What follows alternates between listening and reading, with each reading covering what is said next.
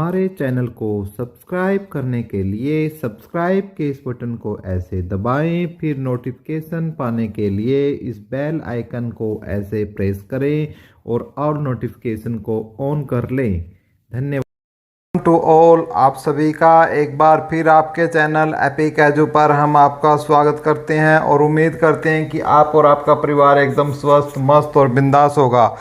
तो भाइयों, आज हम चर्चा करेंगे, यदि हरियाणा में कांग्रेस सरकार नहीं बनती है और बीजेपी सरकार को हार का सामना करना पड़ता है, तो कांग्रेस अपने मैनिफेस्टो में डिटेल रूप से क्या क्या बताया है। आप युवाओं के बारे में हमने पहले वीडियो डाल दी है भाई, उस वीडियो में आप जाकर पढ़ सकते हैं। आज हम कर्मचारियों से संबंधित बात करेंगे, क्योंकि कल भी जितने भी 24-25 हज़ार युवा हैं ये कर्मचारी बन जाएंगे जब ज्वाइनिंग हो जाएगी। तो इनके लिए और जो बाकी हरियाणा के जितने कर्मचारी हैं उनके लिए, हमारे दिव्यांग भाइयों के लिए और हमारे दादा परनाना दादी और यानी हमारे वरिष्ठ नागरिकों के लिए सरकार क्या क्या करेगी और क्या क्या अपने विधान में और क्या क्या अपने मैनिफेस्टो में इन्होंने लिखा है। इन सभी बातों की यदि आप थोड़ी सी भी इंटरेस्ट है जानकारी रखना कि क्या क्या सरकार करने वाली है, तो आप वीडियो पर बने रहिए, आपको संपूर्ण जानकारी दी जाएगी और कहीं ना कहीं आपके इनडायरेक्ट वे से आपसे रिलेटेड भी है। तो भाई हम अपनी वीडियो स्टार्ट करें, लेकिन आप उससे पहले एक बार चैनल को सब्सक्राइब कर ले। उसका तरीका वीडियो के शुरू में मैंने आपको बता दिया है। साथ ही आप टेलीग्राम और व्हाट्सएप भी हमारे साथ जुड़ जाए, उसका लिंक हमने डिस्क्रिप्शन में डाल दिया है। जी हाँ, हम बात कर रहे हैं कांग्रेस के मैनिफेस्टो की, डिटेल रूप से जारी किया है, जिसमें इन्होंने एक पॉइंट रखा है सामाजिक सुरक्षा। सामाजिक सुरक्षा के तहत इन्होंने ये पॉइंट रखा है कि वरिष्ठ नागरिकों के लिए क्या है। एक बार देख लेते हैं वरिष्ठ नागरिकों के लिए क्या। तो थोड़ा मैं और जूम कर देता हूँ ताकि आपको अच्छे तरीके से चीज़ें समझ में आए। तो ये देखिए भाई कि कांग्रेस वरिष्ठ नागरिकों के मान सम्मान को सर्वोच्च प्राथमिकता देती आई है। कांग्रेस सरकार जरूरतमंद बुजुर्गों को सामाजिक सुरक्षा प्रदान करने के लिए निम्न प्रभावी कदम उठाएगी। कांग्रेस सरकार बनने पर भी जो बुजुर्ग है उनकी जो पेंशन है वो 6,000 रुपये कर दी जाएगी भाई मंथली। जो अब इनको 3,000 रुपये मिल रही है, फिर कितनी मिलेगी कांग्रेस सरकार आएगी तो 6,000। प्रदेश के वरिष्ठ नागरिकों को आवास एवं चिकित्सा जैसी बुनियादी सुविधाएं उपलब्ध करवाई जाएंगी। प्रत्येक जिले में एक वृद्ध आश्रम बनाया जाएगा ताकि वृद्ध जन अपना जीवन सुचारू रूप से गुजार सकें। पहली बात तो मैं भाई अपने जितने भी युवा साथी हमारे साथ जुड़े हुए हैं, इस सब पता नहीं क्या इस वाक्य को पढ़ते हुए मेरा दिल दुखा। भाई हमारे माँ बाप है जिन्होंने हमारा जन्म दिया है, प्लीज़ भाई उनको बुढ़ापे में उनका साथ न छोड़ें। और यदि आपको ये लगता है कि भाई आपके कोई वाइफ ऐसी आ गई या किसी लड़की को हस्बैंड ऐसे आ गया जो अपने बाप को छोड़ना चाहता है, माँ को, या कोई बहू ऐसी आ गई जिनका बूढ़े व्यक्तियों के पास जी नहीं रखता, तो पहले भाई उसको ही छोड़ने का काम करें, ठीक है। फिर उसकी अकल ठिकाने आ जाएगी, क्योंकि भाई कल को हमें भी बूढ़ा ही होना है, ठीक है। आज जैसा करेंगे कल वैसा भरेंगे। वरिष्ठ नागरिकों के लिए गांव और शहरों में सामुदायिक भवनों का निर्माण किया जाएगा ताकि वो दिन में भाई बैठ के अपना ताश तूश खेल सके, अपना टाइम पास कर सके और आपस में बतड़ा बतड़ू सके।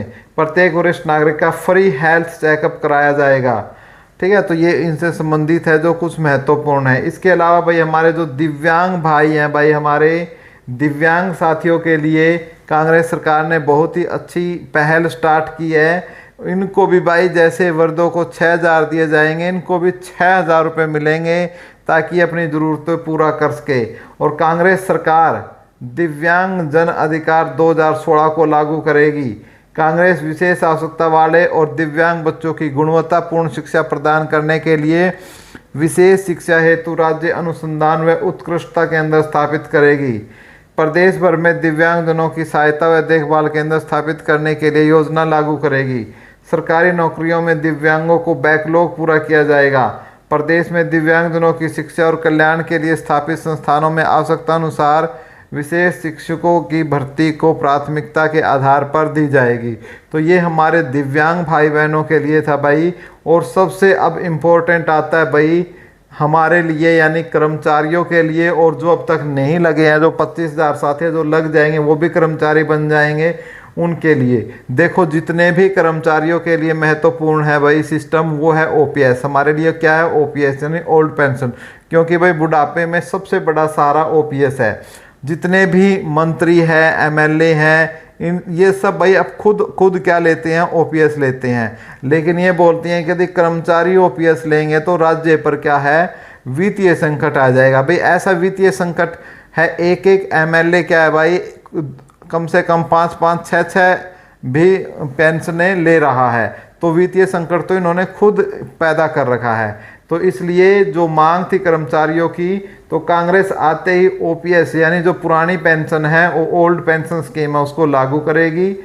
7वें वेतन आयोग की जो जितनी भी वेतन से संबंधित विसंगतियां हैं, उनको दूर करने के लिए एक कमेटी बनाई जाएगी, जिससे कर्मचारियों को प्रतिनिधियों से भी परामर्श किया जा सके। सीधी बात है भाई, यदि सरकार बनती है तो आपकी 5-5, 10-10 हज़ार रुपये तनख्वाह बढ़ने वाली है सभी कर्मचारियों की।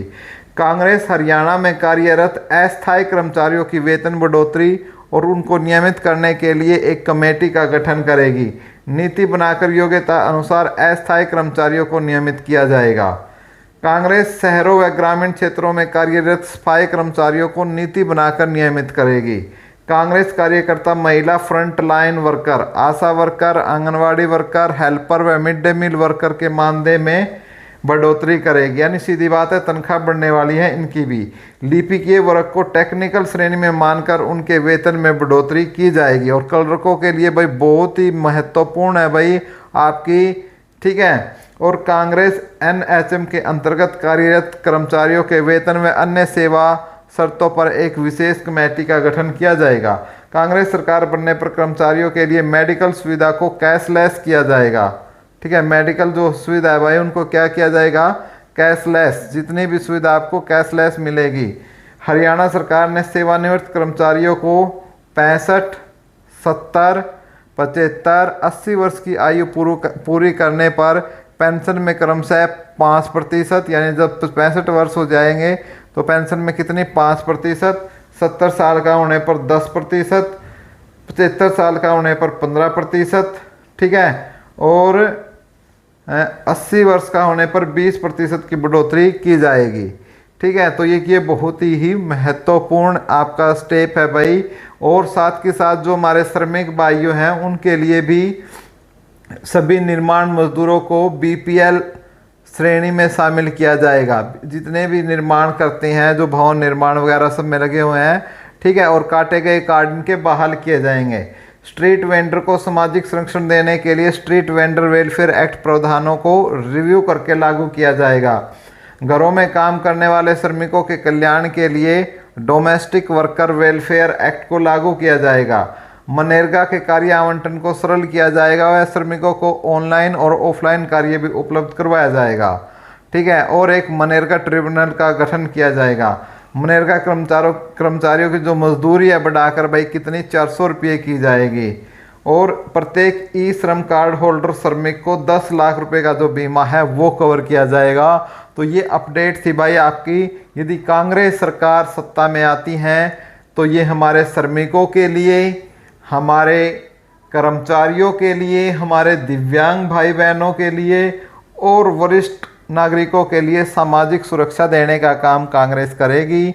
तो भाई आपको कांग्रेस का ये मैनिफेस्टो कैसा लगा और क्या कांग्रेस इन चीज़ों को धरातल में उतार पाएगी? तो आपके लिए ये कमेंट बहुत ही ज़्यादा वैल्यूएबल है। प्लीज़ कमेंट करें और चैनल पर अपडेटेड रहें। हमारे साथ जुड़ने के लिए आपका कोटि कोटि धन्यवाद।